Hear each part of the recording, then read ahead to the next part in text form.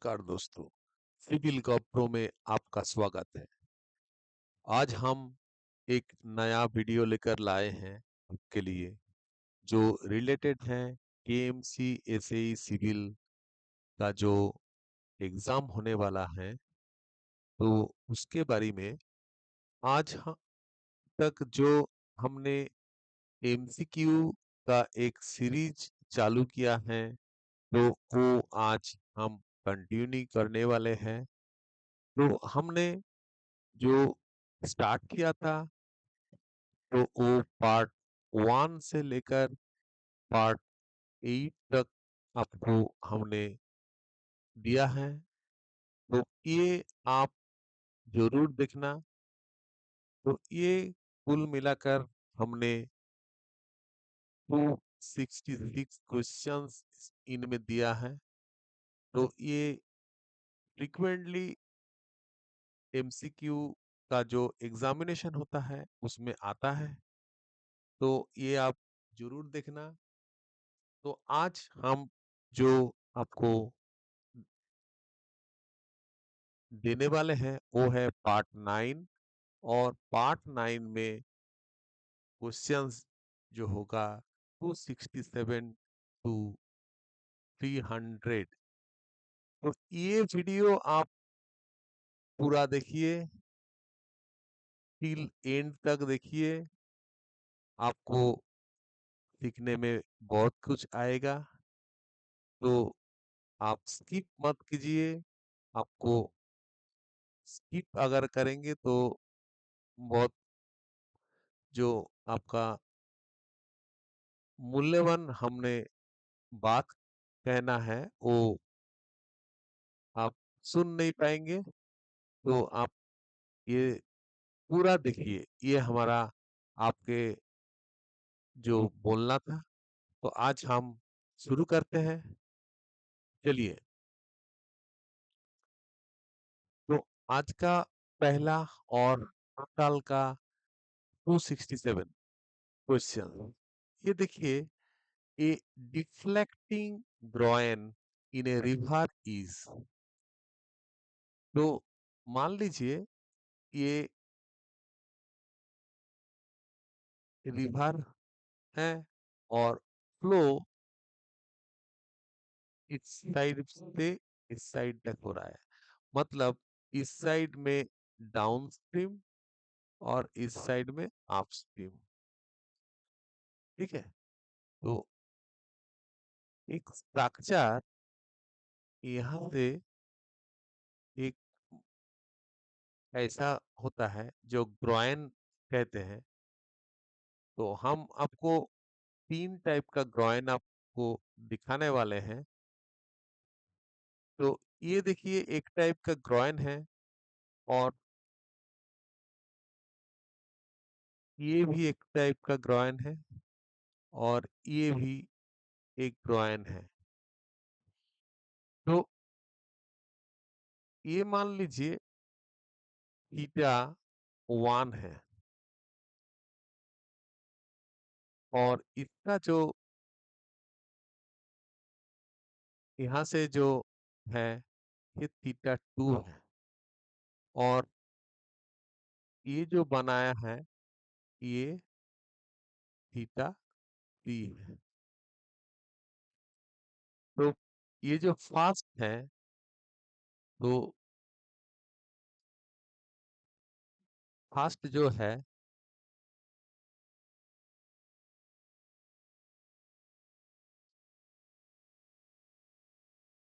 ये देखिए, जो ये पहला है तो ये क्या है, इस टाइप का है। तो ये थीटा 1 हमने दिया। तो थीटा 1 लेस देन 90 डिग्री एक है।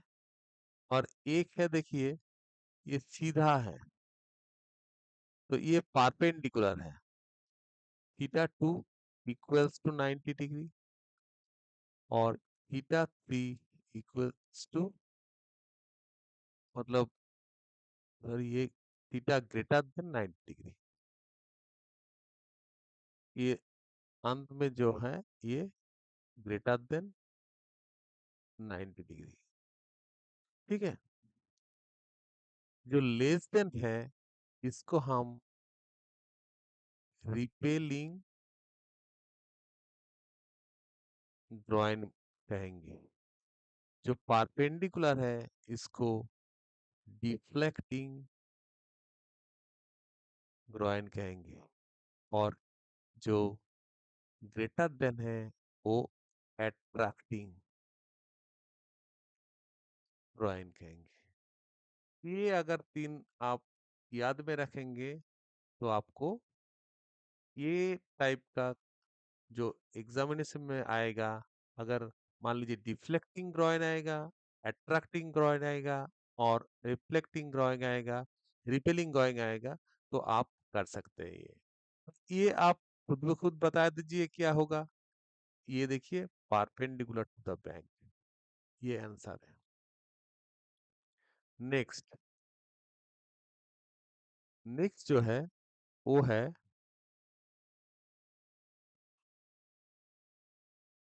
Liquidity index. ये जो लिक्विडिटी इंडेक्स और जो कंसिस्टेंसी इंडेक्स, ये देखिए लिक्विडिटी इंडेक्स और आपको कंसिस्टेंसी इंडेक्स। लिक्विडिटी इंडेक्स जो है उसका जो फॉर्मूला है W minus PL divided by PI। और कंसिस्टेंसी इंडेक्स का जो है LL minus W divided by PI। ठीक है। और तब आंसर कौन सा होगा? आंसर डी, लिक्विडिटी इंडेक्स, ये डी होगा। ठीक है। लेकिन ये बात देखिए थोड़ा, liquidity index plus consistency index equals to 1। ठीक है। लिक्विडिटी इंडेक्स जो है ये जो सॉफ्टनेस सॉफ्टनेस सॉइल का सॉफ्टनेस ये डिटरमाइन करता है। और कंसिस्टेंसी इंडेक्स जो है ये स्टीफनेस डिटरमाइन करता है। ठीक है। स्टीफनेस डिटरमाइन करता है। तो ये आप याद में रखिए, आपको काम में आएगा। अगर न्यूमेरिकल भी छोटा मोटा दे देगा तो आप यहाँ से न्यूमेरिकल का आंसर कर सकते हैं। Next, guide banks are necessary for. जो गाइड बैंक होता है तो वो रिवर में, ये जो रिवर फ्लो होता है ना, तो इसमें मान लीजिए ये जगह में एक बैरेज बनाया हुआ है, तो ये जगह में एक क्या होता है कि गाइड बैंक बनाना होता है। क्योंकि ये गाइड बैंक जो करता है वो है, ये देखिए ये आंसर सी होगा, ये नेसेसरी के लिए। तो ये को समझा रहा हूं क्यों सी होगा। ये जो करता है कि guiding the river flow against outflow and against the outflanking the banks near bridge और बैरेज। ठीक है। तो ये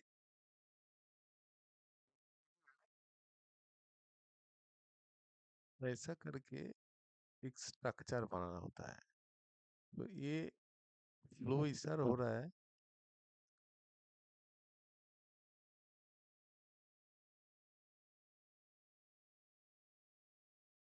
ऐसा। इसको मतलब क्या करता है कि नियर ब्रिज और बैरेज में ये आउटफ्लो रोकता है। ठीक है। और स्ट्रीम को फ्लो करता है, गाइडिंग करता है। ठीक है। Next, A terrain with cross slope between 10% to 25%। तो देखिए, 0 to 10% ये प्लेन टेरेन है, 10% to 20% ये रोलिंग टेरेन है, 25 ये 25 होगा, 25 to 60% ये माउंटेनियस है, माउंटेनियस। और अबव 60% ये स्टीप टेरेन है। तो आप 10 to 20% दिया है, तो ये रोलिंग टेरेन है। ठीक है। तो ये आप जब भी ऑब्जेक्टिव और एमसीक्यू करना, ये एक बार जरूर लिख लेना। ये लिखने से क्या होगा, आपको चारों जो क्वेश्चंस हो सकता है, इनमें से मान लीजिए 4 क्वेश्चंस हो सकता है, तो आप चारों को आंसर दे सकते हैं। ठीक है। Next, a road connecting two towns is known as, इसको हम कंट्री रोड कहते हैं। ठीक है। चलिए next, recommended camber for WBM road. ठीक है। मतलब ये आईआरसी रिकमेंडेड रोड कैम्बर। ठीक है। तो ये देखिए, अगर सीमेंट कंक्रीट रोड होगा, तो सीमेंट कंक्रीट रोड में 1 in 60 टू 1 in 50। अगर डब्ल्यूबीएम होगा, इसमें होगा 1 in 40 टू 1 in 33। ठीक है। और आर्थ रोड और ग्रेवल रोड होगा अगर, तो इसमें 1 in 33 टू 1 in 25। ठीक है। तो इसको अगर आप परसेंटेज कर लीजिए, हमारा इधर देखिए डब्ल्यूबीएम दिया हुआ है, तो इसको परसेंटेज कर लीजिए कि 1/40 into 100। ठीक है। तो ये देखिए 2.5, मतलब ये 2.5% हो गया। और ये 33 है, तो इसको आप 33 into 100 कर लीजिए, तो ये 3 आ जाएगा, 3 पॉइंट। ठीक है, 3 पॉइंट समथिंग आ जाएगा। ठीक है। तो ये बिटवीन क्या हो रहा है, 2.5% to 3। तो इधर देखिए 2.5% 3। तो इसका आंसर देखिए ये मैच कर रहा है, तो बी आंसर होगा। ठीक है। चलिए नेक्स्ट,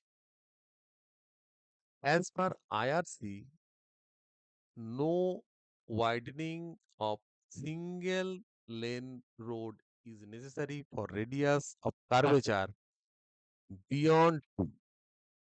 ठीक है। तो ये देखिए, आपको एक्स्ट्रा विड रोड में बनाना होता है जब कार्वेचर होता है। तो एक कार्वेचर में एक्स्ट्रा, मान लीजिए इसको ऐसा, कार्वेचर में बनाना होता है ये, तो ये विद एक्स्ट्रा विद होता है। ठीक है। तो ये एक्स्ट्रा विद देखिए अप टू 20 मीटर जो रेडियस है, 20 to 40, 41 to 60, 61 to 100, 101, sorry, 101 to 300, above 300। ठीक है, तो इधर होगा सिंगल लेन रोड और ये टू लेन रोड। ठीक है, तो सिंगल रोड लेन रोड में जो है अप टू 0.9 मीटर, 0.6, 0.6 और ठीक है, और 61 टू ये सभी नील नील नील, मतलब और इधर नहीं लगेगा। और टू लेन में जो है वो है 1.5, 1.5, 1.2, 0.9, 0.6 एंड above ये नहीं लगेगा। तो इधर देखिए ये मैच कर रहा है सिंगल लेन रोड के लिए।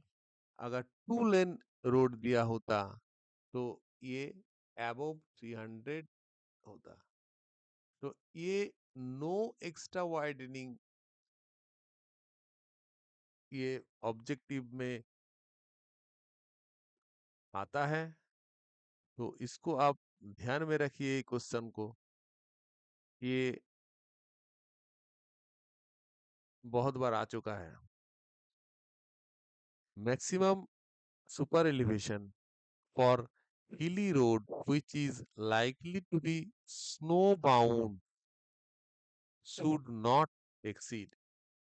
तो प्लेन अगर होगा उसमें 7%, हिली नॉट बाउंड बाय स्नो तो इसमें होगा 10%, अगर हिली होगा स्नो बाउंड 7%। तो इधर बोला है ये स्नो बाउंड तो ये 7%।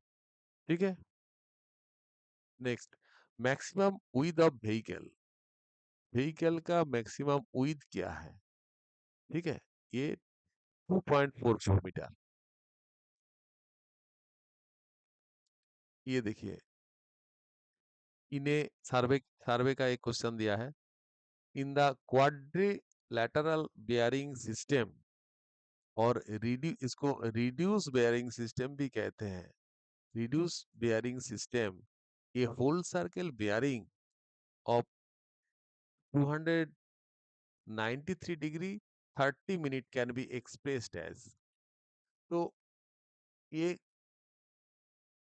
एक तरीका है जो होल सर्कल बेयरिंग से रिड्यूस बेयरिंग कन्वर्ट करता है। तो ये देखिए होल सर्कल बेयरिंग मान लीजिए थीटा, तो theta equals to 0 degree to 90 degree, 90 to 180, 180 to 270, 270 360। इसमें क्या है, जो 0 to 90 वो होल सर्कल बेयरिंग का जो एंगल है वही होगा, मतलब थीटा होगा। और इसका जो डायरेक्शन होगा नॉर्थ ईस्ट का। और इसके इधर जो होगा 180 डिग्री माइनस थीटा, और ये होगा साउथ ईस्ट। नेक्स्ट इधर जो होगा थीटा -180 डिग्री, ये साउथ वेस्ट, और ये होगा 360 माइनस थीटा नॉर्थ वेस्ट। तो ये आप याद में रखिए, ये बहुत काम आएगा। और आप पेन और पेपर लेकर नोट डाउन कर लीजिए। इधर देखिए, फिर क्वेश्चन में आते हैं तो ये होल सर्कल बेयरिंग इसी में आता है। तो इधर जो होगा 360 डिग्री से माइनस होगा 293 डिग्री 30 मिनट। ठीक है, तो हमने देखिए क्या करना है, इसको ऐसा कर दिया और 293 डिग्री 30 मिनट माइनस कीजिए, ये 30 मिनट, और ये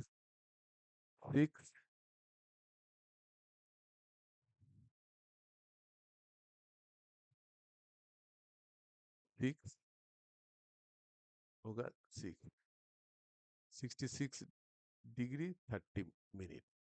तो देखिए, और ये होगा, डायरेक्शन होगा north west.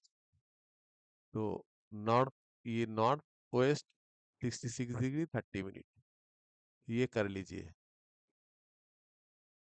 The width of formation road means, मतलब width of formation road मतलब ये जो है एक रोड, ये रोड का जो, तो ये है टॉप लेवल और ये है बॉटम लेवल। तो इसको हम फॉर्मेशन विद कहेंगे। तो ये हो रहा है टॉप लेवल एम्बैंकमेंट, ये तो एम्बैंकमेंट है, एम्बैंकमेंट एट टॉप लेवल। ठीक है, full width of land acquired for construction of highway is known as, इसको हम राइट ऑफ वे और ROW भी कहते हैं। ठीक है, तो ये जो है, जो रोड में, ये जो रोड बनता है, तो इधर देखिए एंड में कंट्रोल लाइन होता है, और इसके आगे बिल्डिंग लाइन, बिल्डिंग लाइन, ये कंट्रोल लाइन इधर भी, कंट्रोल लाइन इधर है। तो ये कंट्रोल लाइन से भी थोड़ा ज्यादा जो एक्वार्ड होता है, इसको ROW कहते हैं। ठीक है, next, the size of plane table is, जो प्लेन टेबल का साइज होता है वो है 2 फुट। हमने फुट में बताया याद रखने के लिए। तो ये 600 × 750 मिलीमीटर। ठीक है,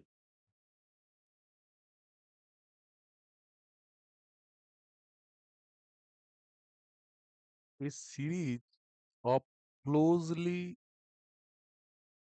स्पेस कंटूर लाइंस रिप्रेजेंट्स, अच्छा ये देखिए, एक, मान लीजिए ये हिल है। अच्छा, इसका आंसर पहले हम बता देते हैं कि क्लोजली स्पेस जो है, मतलब ये कंटूर लाइन कैसा होता है, कंटूर लाइन होता है,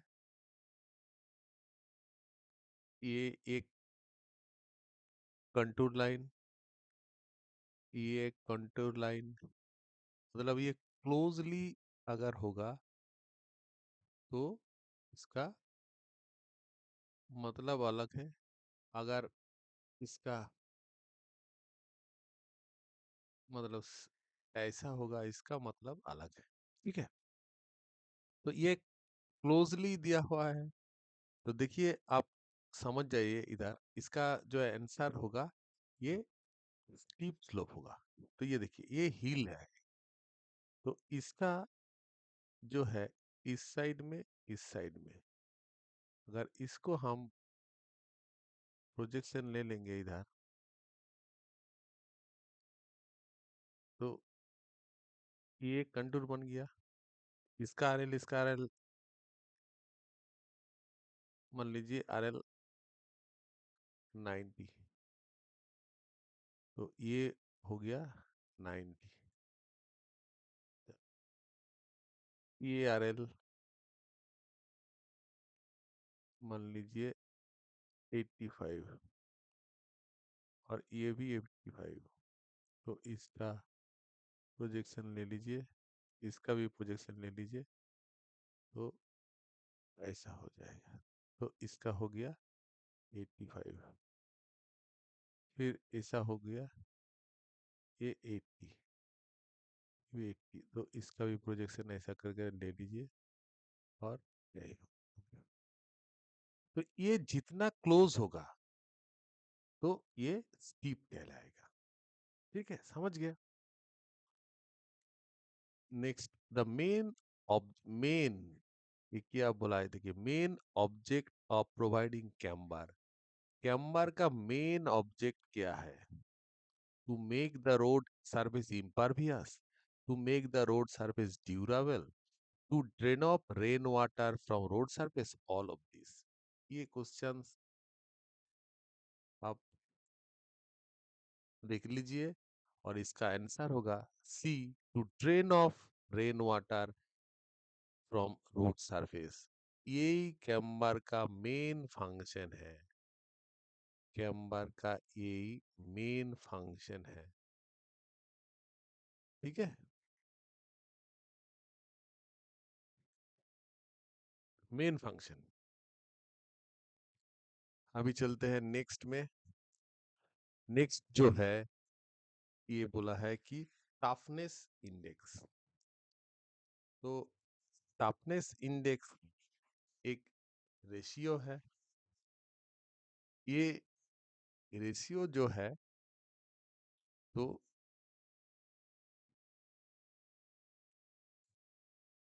ये plasticity index to flow index है। तो ये देखिए, toughness index equals to plasticity index by flow index. ठीक है,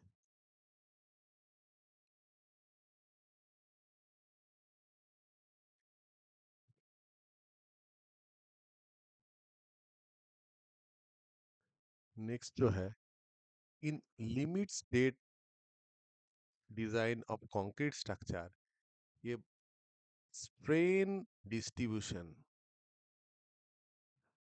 इज assumed टू बी। ये लिमिट स्टेट जब में डिजाइन होता है, तो मान लीजिए ये, इसको हम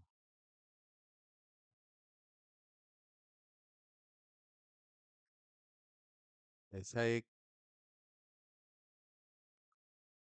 डायग्राम होता है और ऐसा एक डायग्राम होता है। ये स्ट्रेस डायग्राम और ये स्ट्रेन डायग्राम। ठीक है, तो इधर देखिए स्ट्रेन डायग्राम दिया है, तो ये क्या होगा, ये देखिए स्ट्रेन डायग्राम क्या होगा, ये लीनियर होगा। अगर इसमें स्ट्रेस दिया होता तो होता पैराबोलिक। देखिए ये पहले एक रेक्टेंगुलर हुआ, उसके बाद पैराबोला, तो ये आंसर तब ये होता। ठीक है, next, slenderness ratio of lacing bar. तो slender ratio lambda to L effective by R mean. ठीक है, आर मीन, आर मीन मतलब आर मिनिमम। तो इसका जो होता है कि 145 लेसिंग में, आंसर होगा 145। लेसिंग देखिए, ये जो स्टील स्ट्रक्चर होता है इसमें ऐसा करके लेसिंग दिया होता है। तो इसका जो स्लेंडर रेशियो है का वैल्यू है ये। The water bound macadam road is A category of flexible pavement. Water bound है, फ्लेक्सिबल पेवमेंट।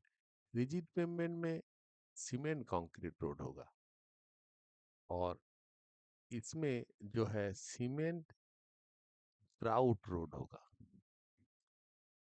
ठीक है, next, major resisting force of gravity dam. देखिए, ये जो ग्रेविटी डैम होता है ना, ये ग्रेविटी डैम जो होता है ये मैसिव स्ट्रक्चर होता है, और इसका मैसिव स्ट्रक्चर होने के कारण इसका सेल्फ वेट बहुत होता है। तो ये जो सेल्फ वेट है ये एक रेजिस्टिंग फोर्स का काम करता है। ये जो वर्टिकल प्रेशर इधर देता है, ठीक है, तो ये रेजिस्टिंग फोर्स का काम करता है। ठीक है, तो ये होगा सेल्फ वेट। ये देखिए क्वेश्चन एक, if L is the length of moving vehicle, R is the radius of curvature, amount of with extra width to be provided। मतलब ये जो रोड होता है, तो ये कार्वेचर, और इसमें देखिए जो व्हीकल होता है, ये जो व्हीकल होता है इसका अगर लेंथ है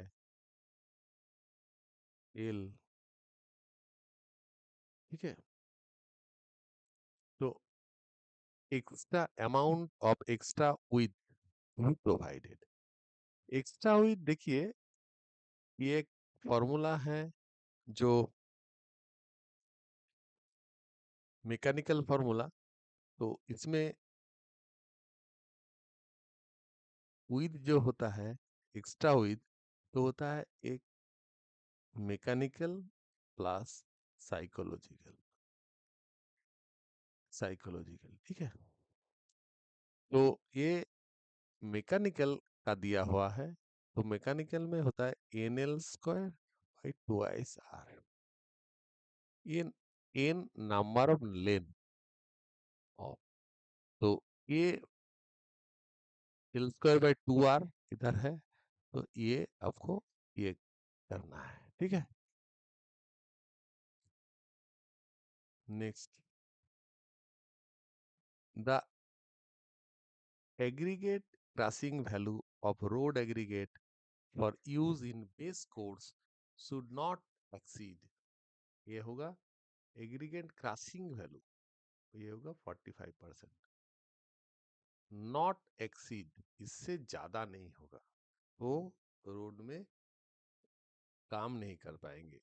ठीक है, ये देखिए, if the RLs of canal bed level and high flood level of drainage are 212 meter and 210 meter respectively, the cross drainage work। तो ये देखिए, एक में दो लेवल दिया गया है, एक 212 मीटर और एक 210 मीटर। एक में बोला है ये कैनल बेड का और ये ड्रेनेज का। ठीक है, ये कैनल बेड का और ये नेक्स्ट जो है ड्रेनेज का। तो इधर देखिए, आपको हमने हमारा जो पहल जो वन पार्ट 1 पार्ट 8 इसमें वीडियो आप देख लीजिए, तो इसमें आप बहुत कुछ सीख पाएंगे। उसमें हमने बताया, तो आप देख लीजिए कि एक्विडक्ट कैसे आप याद में रखेंगे और सुपर पैसेज कैसे याद में रखेंगे। तो इधर देखिए, सी ऊपर में है और डी नीचे में है, ये स्ट्रक्चर एक्विडक्ट होगा। तो आंसर होगा aqueduct. Surface dressing applied to bituminous pavement is used for, ये होगा repair of existing wiring codes of bituminous pavement. Surface dressing जो है ये रिपेयर के लिए काम आता है। ठीक है, तो ये सरफेस ड्रेसिंग अगर देगा तो आप ये रिपेयर देखना, तो repair of existing wiring codes, तब आप इसको टिक करना। Next, maximum size of clay. ये देखिए, ये क्वेश्चन भी बहुत इंपॉर्टेंट है। क्यों हम बता रहा है, क्या बोला है, मैक्सिमम साइज क्ले का। ठीक है, तो क्ले का रेंज होता है 0.002 टू 0.0002। ठीक है, ये क्ले का रेंज है। तो मैक्सिमम कौन सा होगा, मैक्सिमम होगा ये, और मिनिमम होगा ये। मिनिमम मतलब ये छोटा साइज है, तो इसका मिनिमम होगा। ठीक है, और देखिए, इसके ऊपर जो है, मैक्सिमम के ऊपर जो है, तो इसका रेंज है 0.075। ठीक है, मतलब ये 75 माइक्रोन। ये जो रेंज है, यहाँ से यहाँ तक जो रेंज है, वो है सील्ड।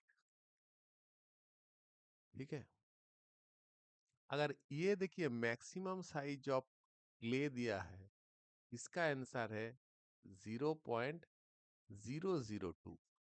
ये अगर minimum minimum size of field दिया होता, तभी इसका आंसर 0.002 होता। ठीक है, तो ये आप समझ लीजिए, नहीं तो मतलब कंफ्यूज में आप आ सकते हैं।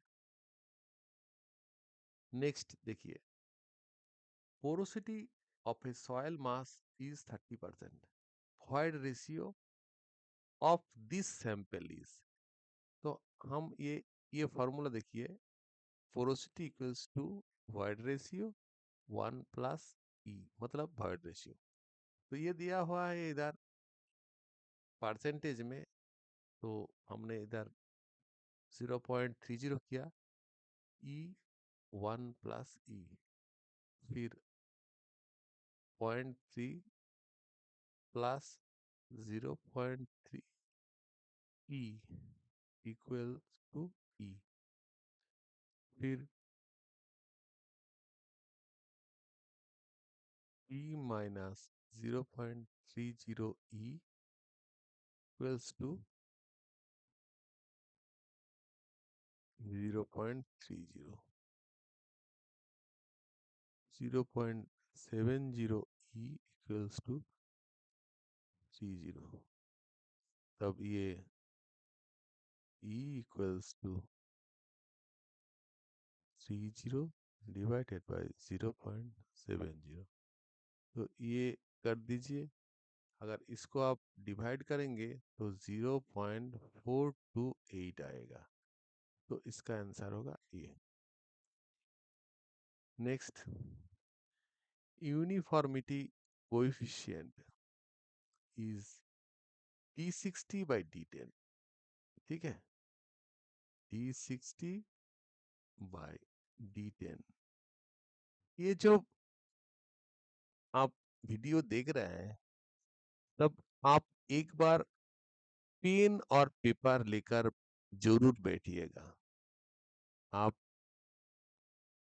पेपर और पेन, ठीक है, पेपर और पेन लेकर जरूर बैठिएगा। ये मतलब यूनिफॉर्मिटी कोएफिशिएंट D60/D10 आप लिख लीजिए, साथ साथ में करिए, आपको देखिए हेल्प होगा। अगर नहीं समझ में आया तो ये वीडियो फिर से दोबारा देखिए, आपको हेल्प होगा।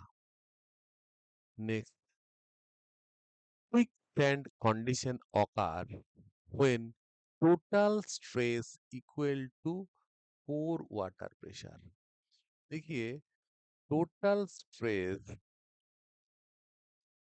Equals to effective stress, effective stress plus pore water pressure.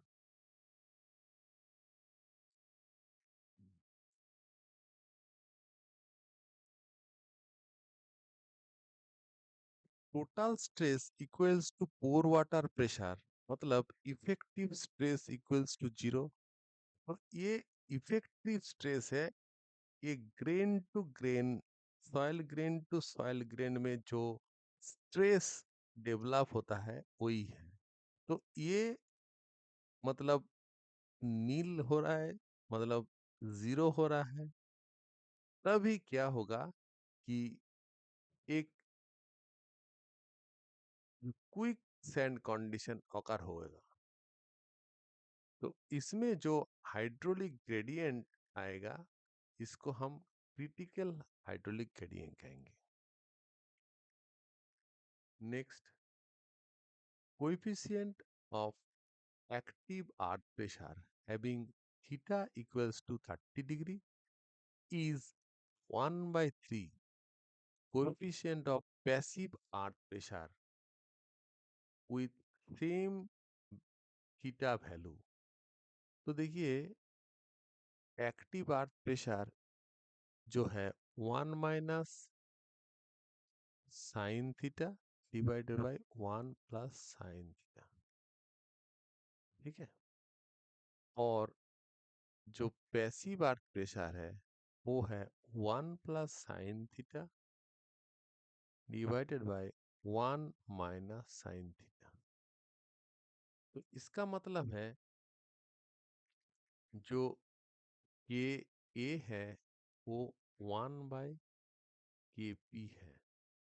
तो के ए दिया है 1/3, मतलब 1/3 समान 3।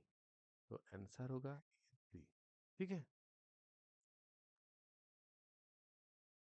Next,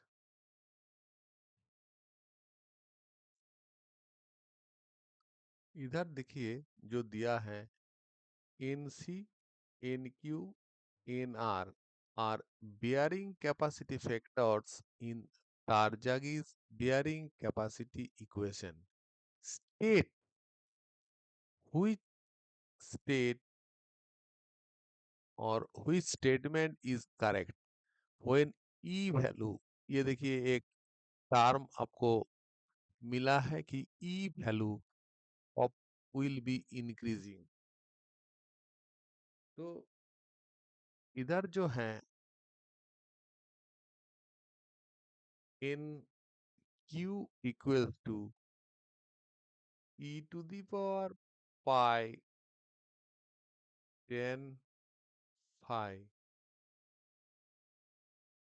10 square 45 degree plus 5 by 2. NC equals to NQ minus 1 cot phi, or NR equals to 2NQ plus 1 tan phi.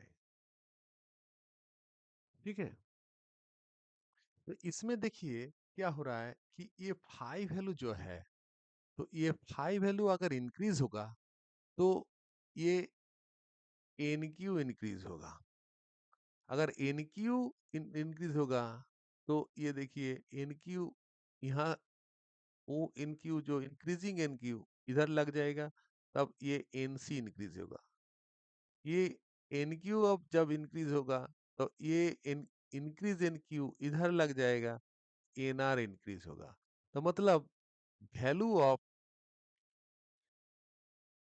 इधर जो है एन क्यू, एन आर और एन सी विल इंक्रीज। ठीक है, सभी इंक्रीज करेगा। ये क्वेश्चन आप समझ लीजिए। नेक्स्ट,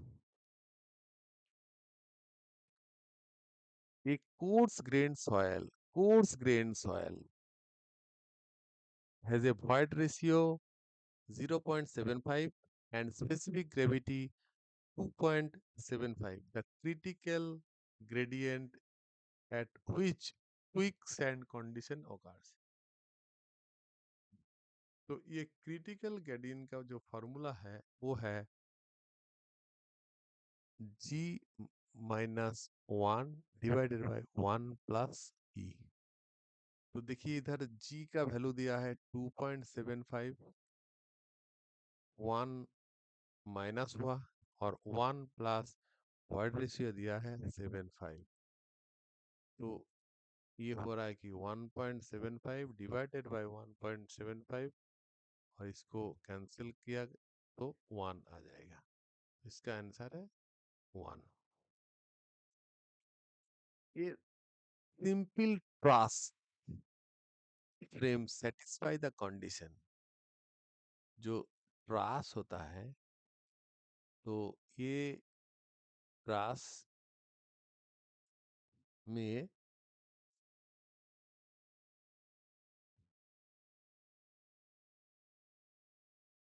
ठीक है, ये ट्रास में जो है इसमें ये मेंबर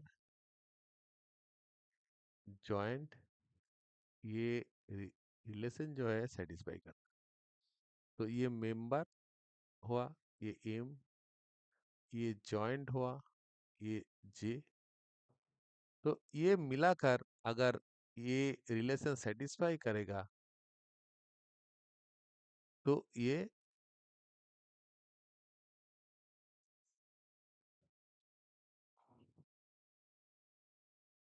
तो इसको हम determinate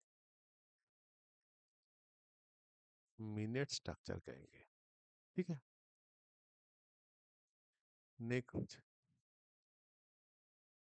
the point of contraflexure occurs. ठीक है,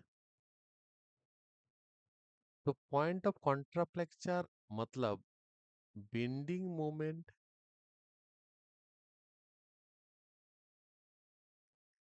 चेंजेस साइन। ठीक है, बेंडिंग मोमेंट अगर साइन चेंज करेगा, ये साइन चेंज करेगा तो पॉइंट ऑफ कंट्राफ्लेक्चर ऑकर्स होगा। साइन मतलब पॉजिटिव टू नेगेटिव। ठीक है, ऐसा साइन चेंज होगा। तो ये देखिए कैंटिलीवर बीम आपको दिखा रहा है इधर। एक देखिए cantilever beam width point load, and में हम पॉइंट लोड दे रहा है, तो इसका बेंडिंग मोमेंट डायग्राम होगा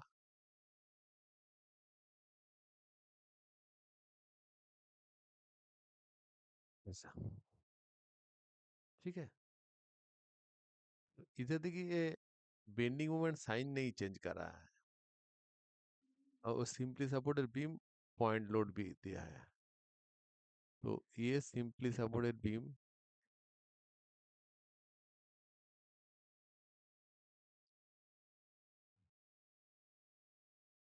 तो एक पॉइंट लोड दिया है। इसका देखिए अगर ड्राइंग किया जाएगा तो ये ऐसा बेंडिंग मोमेंट डायग्राम आएगा। ठीक है, तो इसमें भी नहीं है। अगर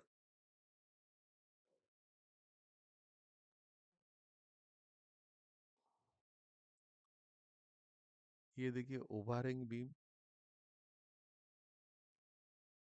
ये फुल यूडीएल दिया है, तो इसका जो बेंडिंग मोमेंट डायग्राम होगा वो ऐसे होगा।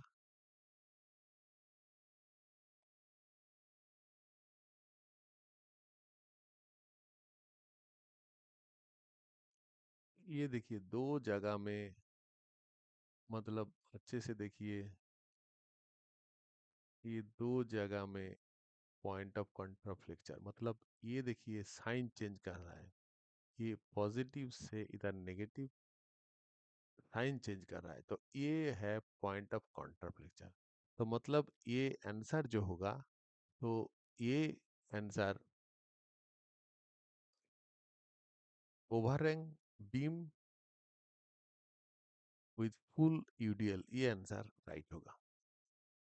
और ये जो है सिंपल बीम, मतलब सिंपली सपोर्टेड बीम, देखिए मान लीजिए सिंपली सपोर्टेड बीम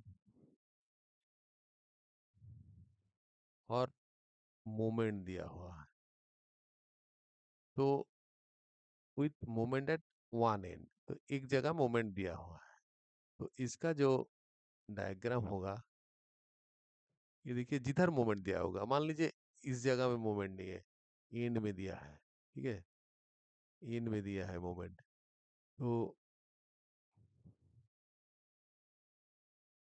एंड में दिया है, इस एंड में दिया है, तो ये क्या होगा, अगर इस एंड में दिया है तो ऐसा बेंडिंग मोमेंट डायग्राम होगा।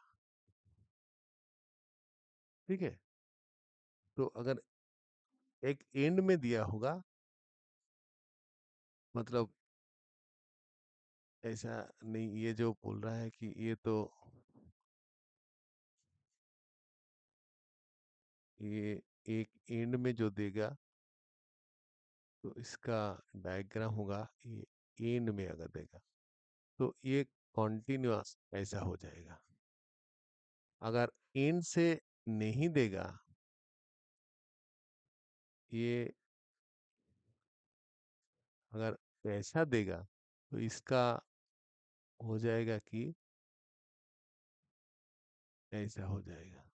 तो इधर साइन चेंज करना, एक कॉन्ट्राफ्लेक्चर इधर इधर आ जाएगा। तो इसलिए ये क्वेश्चंस में देखिए एंड कह दिया गया है, वन एंड। अगर एंड में देगा तो ये मोमेंट थ्रू आउट पूरा चला आएगा। ठीक है, ये पूरा चला आएगा। तो आंसर है ये।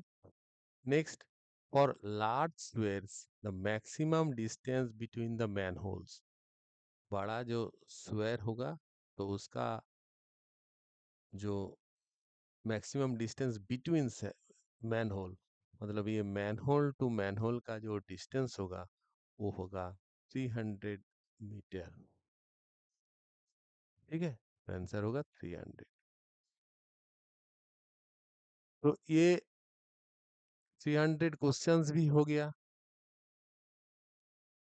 तो ये चैनल में आप देखा, बहुत सारा वीडियो देखा, ऐसे ही सिविल का जो केएमसी में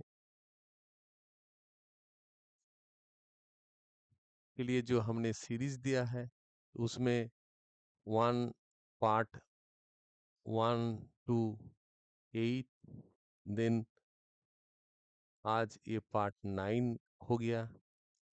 तो ये सारा वीडियो आप देखना, आपको हेल्प होगा। और हमने जिस टाइप से आपको इधर दिखाया कि ऑब्जेक्टिव में ऐसा करके आपको करना है, तो आप वैसे ही कीजिए, आपको ज़रूर सक्सेस होगा, ये हम आशा रखते हैं। तो ये चैनल अगर अच्छा लगा, तो आप इस चैनल को लाइक कीजिए। अगर किसी दोस्त, रिश्तेदारों को भेजना है, तो ये इसको आप शेयर कीजिए। और आने वाले वीडियो के लिए आप ये चैनल में स्टे ट्यून रहिए। और नोटिफिकेशन के लिए, अर्ली नोटिफिकेशन के लिए आप सब्सक्राइब कीजिए ये चैनल को। तो आप, ये हम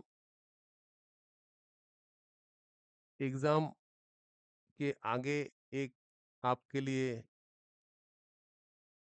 एक हम स्पेशल लाएँगे। तो स्पेशल एमसीक्यू होगा, तो वो स्पेशल आप ज़रूर देखना। तो तब तक के लिए धन्यवाद। Thank you.